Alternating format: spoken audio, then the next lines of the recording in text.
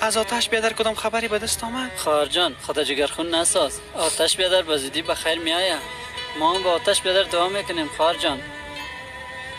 خواهر مطمئن هستیم که آتش بیادر پس میآید. صبح و شام دعا میکنیم که آتش بیادر دوباره برگرده. خواهر شما خود پریشان نسازین. اگر نه آتش بیادر سر ما قهر میشه که ما بهار پیشتان امانت مانده بودم از او مواظبت نتونستین. برش چی جواب بدیم خواهر؟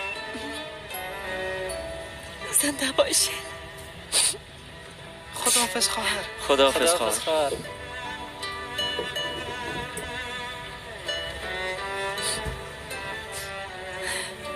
جانم دخترم، آقا اسماعیل هنوزم برات کدام خبر نداده؟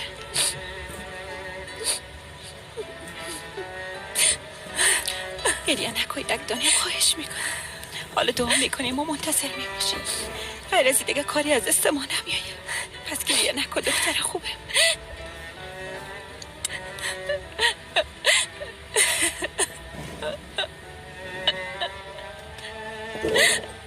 عامر صاحب، اینجا گروه تحقیق کار خود انجام میتن. دوستای ما بسیار تلاش میکنن. اینجا هوا کاملا طوفانی شده. دریام بسیار موج داره.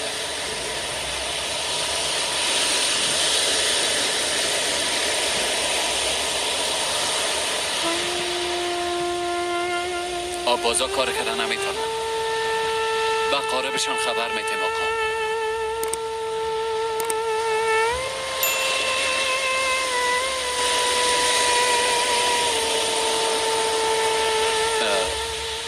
عامر صاحب، تا وقت هوا تاریک میشه هم اینجا میباشیم. امیدوار هستیم او را پیدا کنیم. درست است عامر صاحب. بچه شد.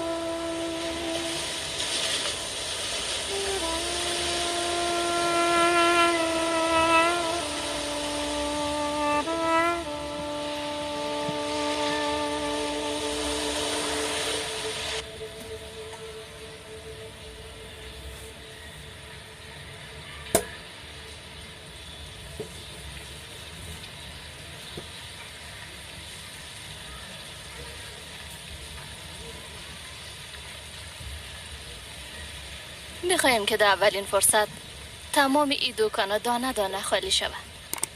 بسیار زود به همگی خبر بدیم. هر چه زود از اینجا براین. این موضوع باید تا آخر ایما بسته شود. آسمان خانم هولیا. دوستانی عزیز، اگر که خواهید سلسله فیلم زندگی تلخ رو با صفت فول HD تماشا نمایید، پس به شبکه ما ابونه شوید و زنگولچه رو پخش نمایید و لایک کامنت رو نیز فراموش نسازید.